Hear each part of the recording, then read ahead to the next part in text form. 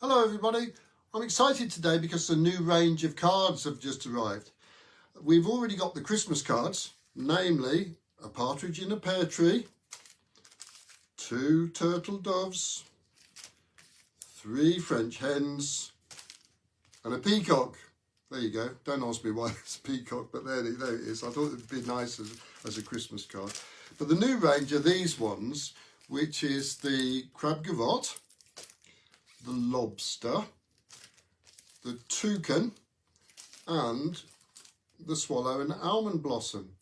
Now you probably can't tell on this film, but the card itself has been coloured to a very, in this case, a very subtle pink for the almonds and the swallows, a lovely cream for the toucan and soft blue for the lobster and crab gavotte.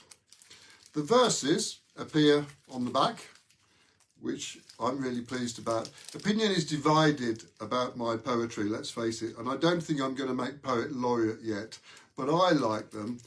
So there they are. Hope you do too. All it remains for me to say is buy now while stocks last.